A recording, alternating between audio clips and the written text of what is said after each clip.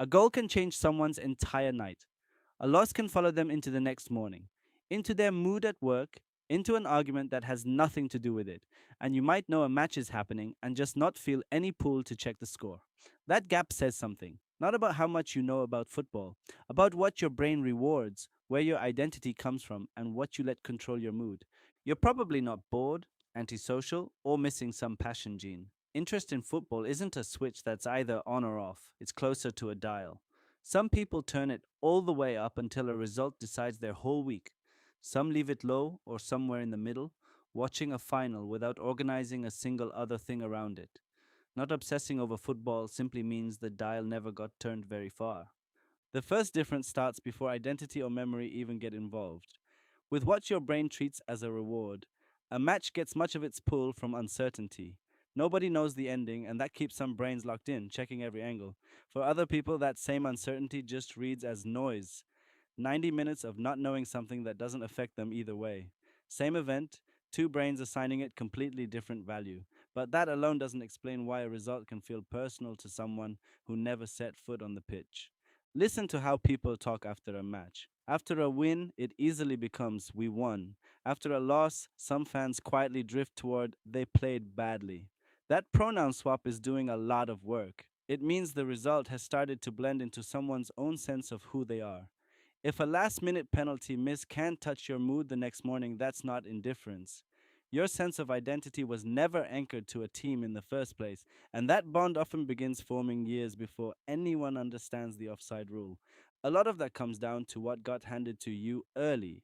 Grow up in a house where Saturday afternoons revolved around a match, wins and losses treated like family news, and football just becomes something that matters. Grow up somewhere that ritual never existed and there's nothing there to miss later.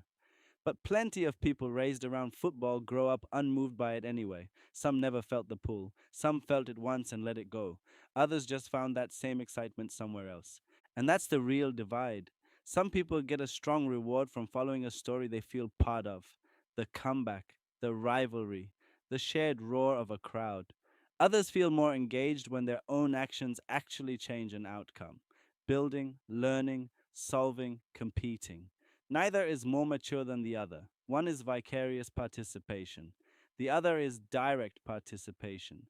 And that difference might explain the clearest split of all, why one person's whole week gets ruined by a result they had no part in, while somebody standing right next to them walks away untouched. A match makes a strange bargain.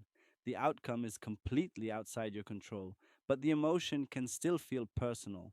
Some people genuinely enjoy handing that control over for 90 minutes. The payoff or the gut punch. There's nothing wrong with that. Other people just don't want to rent out their mood to a scoreboard they can't influence. Not because they're colder. That kind of unpredictability simply doesn't feel worth its emotional cost the next morning. None of this makes stepping outside football the automatically healthier choice. Fans get something real out of this, a stadium full of strangers hugging over a shared result, a memory they'll still describe at dinner tables a decade from now.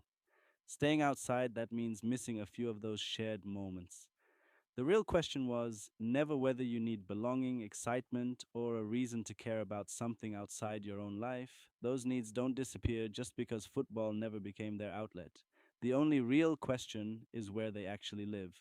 So, where does football sit on your dial? High, somewhere in the middle, or barely above zero? And what gets your attention instead? You can support the Mind Made Simple by subscribing if you enjoy the psychology behind ordinary behavior like this. Because if football never earned a place in your week, that isn't a gap in you. Your attention just built its home somewhere else, in something you make, something you learn, or someone you actually know. The dial was never broken, it just never got turned up for a scoreboard.